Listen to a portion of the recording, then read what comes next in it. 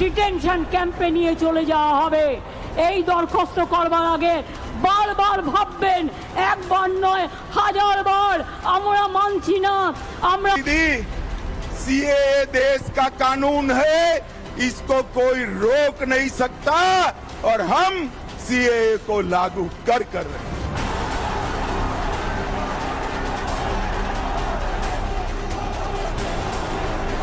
हर चोट का जवाब वोट से देना है।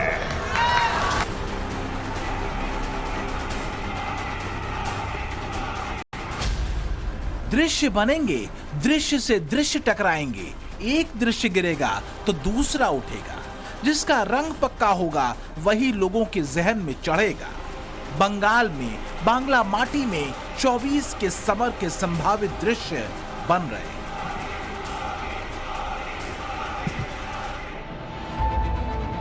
पीएम मोदी ने जहां 42 सीटों की बाजी में ज्यादा से ज्यादा सीटें जीतने के लिए मैदान में जोर लगा दिया है, तो ममता दीदी ने भी मोर्चा बखूबी संभाल लिया है। सवाल यह है कि इन दो सीधे मुकाबलों में राहुल गांधी के टारगेट के लिए कितनी गुंजाइश बचेगी। 1 मार्च को पीएम मोदी ने बंगाल के राजनीतिक रण में एंट्री की तो मुद्दा था संदेश खाली कान। इस मामले में फरार टीएमसी के पूर्व नेता शेख शाहजहां की गिरफ्तारी के ठीक दूसरे दिन मोदी बंगाल पहुंचे थे। टीएमसी का ये अपराधी नेता करीब करीब 2 महीने तक फरार रहा।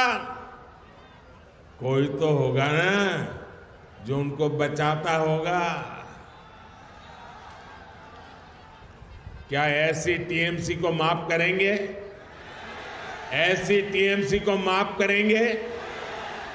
क्या माताओं बहनों के साथ जो हुआ है उसका बदला लेंगे कि नहीं लेंगे? लेंगे कि नहीं लेंगे? हर चोट का जवाब वोट से देना है। बंगाल का रण इसलिए रोचक भी है और राजनीति के गहरे रहस्य से भरा हुआ भी। पिछली बार यानी 2019 के लोकसभा चुनाव में बीजेपी ने बड़ा सरप्राइज बंगाल में दिया था और दीदी से सीधे मोर्चा लेते हुए ब्रांड मोदी की बदौलत बीजेपी 40% वोट हासिल कर पाई थी, जो 2014 में महज 17% थे। 2019 में यह उछाल 2014 के मुकाबले 23% का था। अब सवाल यह है कि क्या बीजेपी 2019 से बेहतर परफॉर्मेंस बंगाल में करेगी? बीजेपी का दावा 35 से ज्यादा सीटें जीतने का है। कहीं हाल बंगाल विधानसभा चुनाव वाला तो नहीं हो जाएगा। हालांकि 2021 के विधानसभा चुनाव में भारतीय जनता पार्टी का प्रदर्शन बहुत शानदार रहा था। ये अलग बात है कि बीजेपी सरकार बनाने में कामयाब नहीं रही। वैसे अगर बंगाल को देखें तो बंगाल बहुत ही स्मार्ट तरीके से वोट करता है। जब पश्चिम बंगाल में लेफ्ट की सरकार थी उस वक्त भी कांग्रेस पार्टी के सांसद ज्यादा बंगाल से चुने जाते थे। लेकिन कांग्रेस और लेफ्ट कम से कम बंगाल में अब हाशिए पर जा चुकी है। बंगाली वोटर का मिजाज और बंगाली राजनीति की प्रकृति द्विध्रुवीय रही है। जिस बंगाल में पहले मुकाबला कांग्रेस और लेफ्ट के बीच हुआ करता था, अब वो शिफ्ट होकर टीएमसी और बीजेपी के बीच जा चुका है। लिहाजा इसमें कोई दो राय नहीं है कि 2024 का मुकाबला पश्चिम बंगाल में बीजेपी और तृणमूल कांग्रेस के बीच का ही है। और ममता दीदी ने सभी 42 सीटों पर अपने प्रत्याशियों के नामों का ऐलान करके ये साफ कर दिया है कि इस सियासी जंग में वो किसी को भी हिस्सा देने को तैयार नहीं। राहुल गांधी को कभी बीजेपी की टीआरपी बताने वाली ममता बड़ी मुश्किल से महागठबंधन का हिस्सा बनी थी, लेकिन एक्सपर्ट कहते हैं कि ओवर कॉन्फिडेंट में राहुल ने सारा किया धरा चौपट कर दिया। हम देखते हैं सीपीएम मीटिंग को कंट्रोल करते हैं, जिसको साथ 34 साल हमारा जिंदगी में लड़ाई किया हमने, हमको बहुत सम्मान मिलते हैं। वो लोग क्या कहते हैं, हमको जो मर्जी हो हम करेंगे। जो हमारा सीट नेगोशिएशन है वो चल रहा है उसका रिजल्ट आएगा, कंक्लूजन आएगा, उसके बारे में मैं यहाँ कमेंट नहीं करना चाहता हूँ। बट हमारा ममता जी के साथ मेरा पर्सनल और पार्टी का बहुत अच्छा रिश्ता है। हाँ, थोड़ा थोड़ा होता रहता है, कभी कोई उनका कोई बोल देता है, हमारा कोई बोल देता है। These are natural things, these are not things that are going to disrupt anything. तो राहुल की दिक्कत तो वही थी कि जमीनी हकीकत का अंदाजा उन्हें न था और ममता दीदी ने बंगाल में अपनी अलग राह पकड़ ली और राहुल खड़े खड़े गुबार देखते रहे। और तो और कांग्रेस नेता अधीर रंजन चौधरी की बहरामपुर सीट पर भी ममता ने क्रिकेटर यूसुफ खान को उतारकर कांग्रेस के लिए मुकाबला टफ कर दिया। ममता बनर्जी की अगर कोई अच्छा सोच होती तो कम से कम गुजरात में गठबंधन से एक सीट की मांग कर लेती कि मेरा एक ही उम्मीदवार खड़ा होगी गुजरात से, उनके नाम है यूसुफ पठान। लेकिन यहां उनको इसलिए भेजा गया कि आम लोगों में ध्रुवीकरण हो, बीजेपी को मदद मिले और कांग्रेस पार्टी हारे। बंगाल में सबसे बड़ा फैक्टर है महिला वोट बैंक। चाहे तृणमूल कांग्रेस हो या बीजेपी, दोनों ही इस वोट बैंक को अपने पाले में करने को लेकर संजीदा है। पश्चिम बंगाल में 49% महिला वोटर हैं। बीजेपी का मुख्य फोकस है महिला वोटर्स पर। पिछले 10 वर्षों में धीरे धीरे ही सही, लेकिन महिला वोटर्स का रुझान भारतीय जनता पार्टी की तरफ बढ़ा है। और यदि हम विधानसभा की बात करें या लोकसभा चुनाव की बात करें तो पिछले कुछ वर्षों में लगातार ब्रांड मोदी महिलाओं की पहली पसंद बनता जा रहा है और यही पश्चिम बंगाल में दीदी की सबसे बड़ी चिंता है। विधानसभा चुनाव में महिलाओं के दम पर ही ममता एक बार फिर सत्ता में काबिज होने में सफल रही थी। 2021 के विधानसभा चुनाव में वैसे तो टीएमसी को कुल 48% वोट मिले थे, जबकि बीजेपी को 38%, अंतर 10% का था। लेकिन अगर वोट स्विंग देखें तो पिछले विधानसभा चुनाव के मुकाबले ममता को 3% ज्यादा वोट मिले थे, वहीं बीजेपी के वोट शेयर में 28% का उछाल था। इसी तरह महिला वोटर्स के बीच में भी बीजेपी ने जगह बनाई।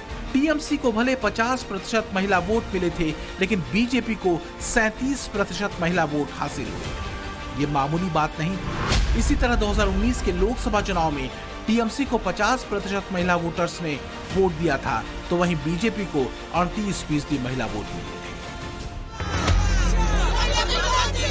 संदेश खाली कांड के बाद जमीन पर बेहद आक्रामक दिखी बीजेपी ने बंगाल में महिला सुरक्षा के सवाल को एक बड़े मुद्दे के तौर पर उठाया है। यही वजह है कि पीएम मोदी भी अपनी रैलियों में संदेश खाली कांड का जिक्र खूब करते हैं। संदेश खाली कांड के मुख्य आरोपी शाहजहां शेख को क्लीन चिट देने वाली ममता सरकार को हाईकोर्ट तक से फटकार सुननी पड़ी। আপনারা জানেন জীবনে আমি কোনো অন্যায়কে কোনোদিন প্রশ্রয় দিইনি এবং আমি ইনিশিয়েটিভ নিয়ে স্টেট কমিশন পাঠিয়েছি, আমাদের অ্যাডমিনিস্ট্রেশন পাঠিয়েছি, 17 জনকে অ্যারেস্ট করা হয়েছে এবং আপনারা দেখেছেন যারা মুখে মাস্ক পরে পরে ছবি তুলছে ধরাও পড়েছে বিজেপির কর্মী, কিভাবে তারা বাইরে থেকে নিয়ে এসে একটা এলাকাকে অশান্ত করার চেষ্টা করেছে। আগে টার্গেট শেখ শাহজাহান, ওকে টার্গেট করে ইডি ঢুকলো, তারপরেই সবাইকে বার করে দিয়ে তারপরে ওখানে আদিবাসী মাইনরিটিজের মধ্যে ঝগড়া লাগিয়ে দিল। चौतरफा दबाव के बाद आखिरकार शाहजहां शेख की गिरफ्तारी हुई। जाहिर है इस पूरे मामले में ममता सरकार खुद की हुई किरकिरी से बच नहीं सकी, लेकिन बात अब आगे की है। चुनौतियां बीजेपी के सामने भी कम नहीं, क्योंकि बीजेपी में ज्यादातर चेहरे टीएमसी से आए हैं। बंगाल विधानसभा में नेता प्रतिपक्ष शुभेंदु अधिकारी भी पहले टीएमसी में थे। राजीव बनर्जी, विधायक वैशाली डालमिया, प्रबीर घोषाल, रुद्रनील घोष और रथिन चक्रवर्ती बीजेपी में शामिल हुए हैं। इसके साथ ही तापस रॉय, अर्जुन सिंह और दिव्येंदु अधिकारी भी अब बीजेपी के पाले में हैं। पश्चिम बंगाल की जनता ने बहुत उम्मीदों के साथ टीएमसी को बार बार इतना बड़ा जनादेश दिया है, लेकिन टीएमसी अत्याचार, और विश्वासघात का दूसरा नाम बन गई है। टीएमसी के लिए बंगाल का विकास नहीं, बल्कि भ्रष्टाचार और परिवारवाद ही प्राथमिकता है। हालांकि टीएमसी के बड़े चेहरों का बीजेपी में आना बीजेपी की चुनौती से ज्यादा बीजेपी की रणनीति कही जा सकती है, खासकर तब जब काउंटर ममता की पॉलिटिक्स को करना हो और निशाना टीएमसी कैडर पर हो। अगर ममता की पॉलिटिक्स को देखें तो ममता खुद लेफ्ट के कैडर को अपने पक्ष में मोड़कर बंगाल की सत्ता में मजबूत हुई थी, पर ममता का जो सबसे अहम दांव रहा है वो रहा है रीजनल बॉन्डिंग। ममता बंगाली कल्चर, तेवर, भाषा और अस्मिता को लेकर कनेक्ट जरूर करती हैं। सोनार बांग्ला और परिवर्तन के नारे के साथ, मां माटी मानुष के नारे के साथ कम्युनिस्टों को हटाकर दीदी सत्ता पर आई। मैं पूछना चाहता हूं आपको, परिवर्तन हुआ है क्या? घुसपैठ रुकी है क्या? तुष्टीकरण रुका है क्या? लेकिन बीते 10 सालों में मोदी के सांस्कृतिक राष्ट्रवाद ने अपनी जगह पश्चिम बंगाल में बनाई है। 2019 के लोकसभा चुनावों के बाद 2021 के विधानसभा चुनाव में बंगाल में बीजेपी का बढ़ता ग्राफ बताता है कि ब्रांड मोदी बंगाल के मां माटी मानुष को खुद से जोड़ रहा है। मां माटी मानुष, ये इसके ढोल पिटने वाली टीएमसी ने संदेश खाली की बहनों के साथ जो किया है वो देखकर पूरा देश दुखी है, आक्रोशित है।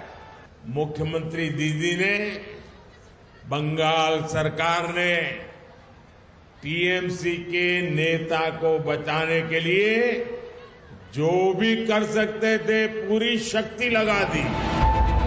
बंगाल की 42 सीटों की बाजी में मोदी की रणनीति इंफ्रास्ट्रक्चर विकास, महिला सुरक्षा, तुष्टीकरण के खिलाफ आवाज और सीए का बड़ा दांव है।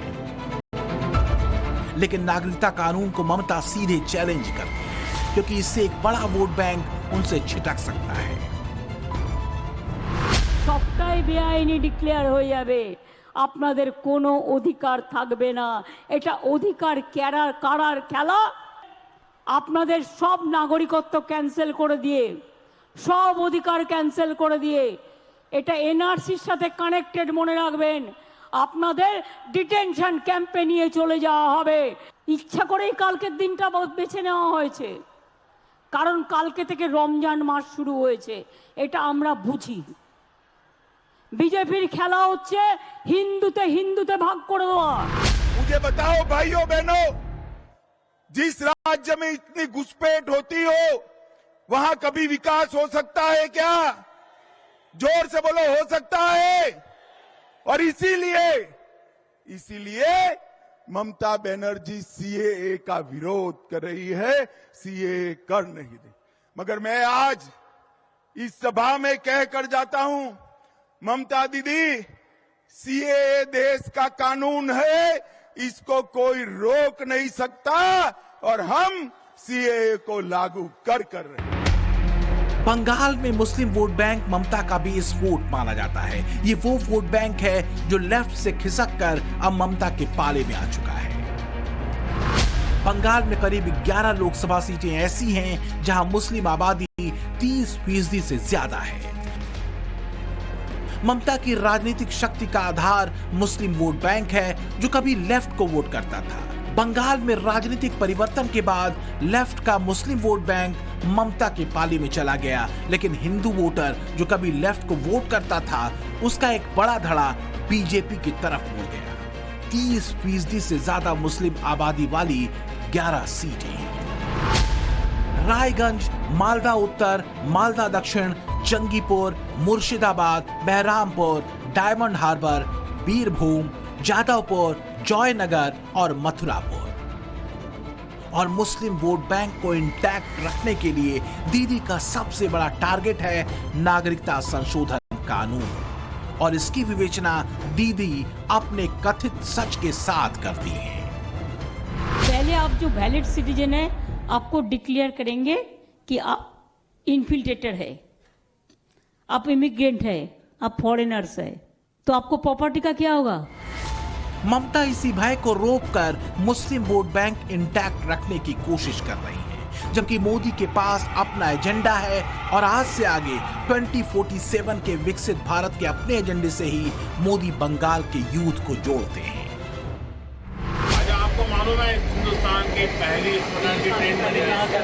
आपको ये भी पता है कि उस ट्रेन में पहले मुसाफिर आप हैं?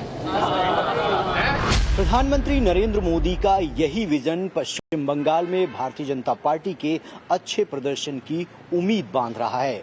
बीजेपी ने अपने लिए 35 का टारगेट तय किया है। यही वजह है कि भारतीय जनता पार्टी 2019 में हारी हुई उन सीटों पर फोकस कर रही है जहां 2019 के लोकसभा चुनाव में वो दूसरे नंबर पर थे। बंगाल में ऐसी 11 लोकसभा सीटें हैं जिन सीटों पर बीजेपी 2019 में दूसरे नंबर पर रही थी। इसमें कृष्णानगर, दमदम, बारासात, कांथी, घाटल, बर्धमान पूर्व, मालदा दक्षिण, बोलपुर, हावड़ा, श्रीरामपुर और आरामबाग सीटें हैं। इन सीटों पर आप बीजेपी की हार का मार्जिन भी देख सकते हैं।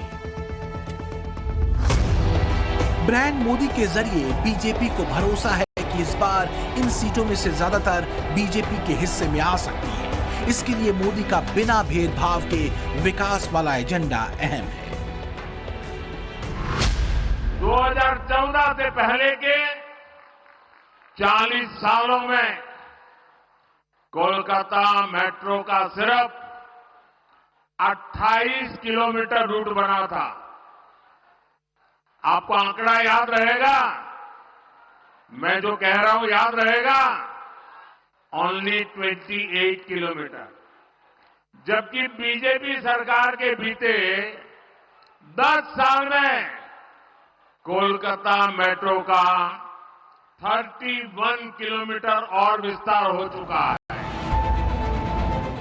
बीजेपी को भरोसा है कि विकास के इस एजेंडे से वो उन 10 लोकसभा सीटों पर भी बड़ा उलटफेर कर सकती है जहां उसकी हार का अंतर तो 10% से ज्यादा का था, लेकिन वो दूसरे नंबर पर रही थी। इसमें जयनगर, मथुरापुर, डायमंड हार्बर, जादवपुर, कोलकाता दक्षिण, कोलकाता उत्तर, तलमुक, जांगीपुर, बसीरहाट और उलबेरिया लोकसभा सीट है। यही वजह है कि बीजेपी बंगाल में अपने कम से कम 35 सीटों के टारगेट को लेकर पूरी तरह आश्वस्त है। हालांकि दीदी कोई कसर नहीं छोड़ने वाली है। बीजेपी बंगाल में उन 21 सीटों पर जहां 2019 में दूसरे नंबर पर रही थी, अगर बेहतर परफॉर्म करती है तो टारगेट पूरा करना नामुमकिन तो नहीं दिखता। ब्यूरो रिपोर्ट, टाइम्स नाउ, नव भारत।